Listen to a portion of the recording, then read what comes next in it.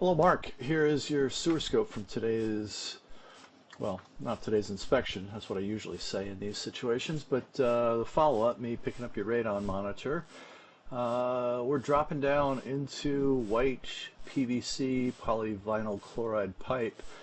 Um, we're a fairly decent shot straight out until I run into a little bit of an issue.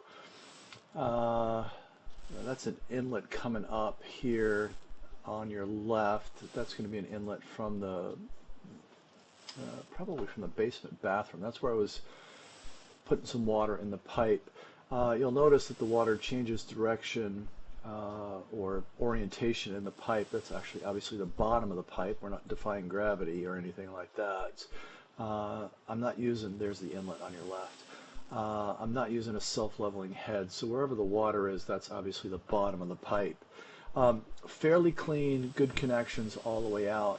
Now, because you're in a condo development in a relatively tightly packed area, and you have water across the street, there's a lot of movement in the pipe, a lot of changes in direction. Reorientation or positioning of the pipe. You're probably there's another drop right here, drop and turn. Yeah, and then this one right here, it looks like a reduction in the diameter of the pipe. Looks like you're going from 4-inch to 3-inch. Could be wrong on that. But at this point, because you're dropping, turning, dropping again, and then potentially turning and rising, I was not able to push past this part. I was carrying two different cameras today. The first one was a smaller one.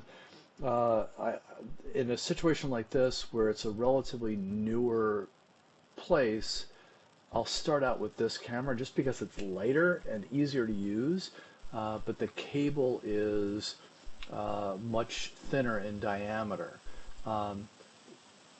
Once I get to multiple turns in here, I can't push any further just because the cable doesn't allow for it. It doesn't have the rigidity to be able to deal with those turns. So, that being said, the first one, the Scout camera, that didn't work. This is me running some water. It's a trick of the trade to try to help push past obstacles, things like that.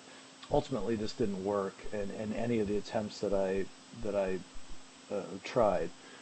So the Scout didn't work. Fast forward, I pull out a different camera. It's a Seacon camera. It's an industrial camera. The cable is basically twice as thick. So after cursing the Scout for not being able to pass by this, I apologized to it because the Seacon camera couldn't get past it either. And again, I can generally push through most anything. Is it a damage issue? No. No damage. You may be holding a little bit of water at this position where you're making several changes, but for the most part, everything is free flowing and you're not backing up at all. So I don't think it's a damage issue. I think it's more just the structure of how the pipe was laid, knowing the community that you're in, and all of the ins and outs of what the construction company had to deal with. Again, I don't think it's going to lead to backups or any issues down the road. It is what it is.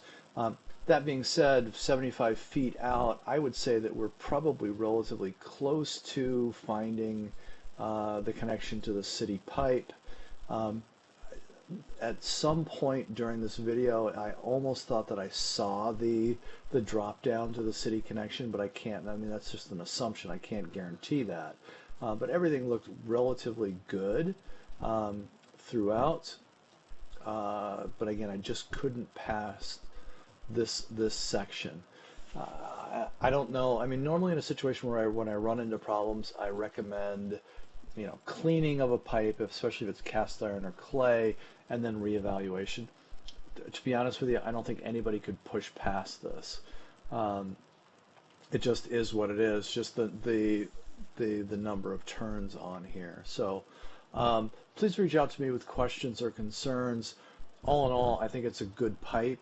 Again, it's just the structure of what it is.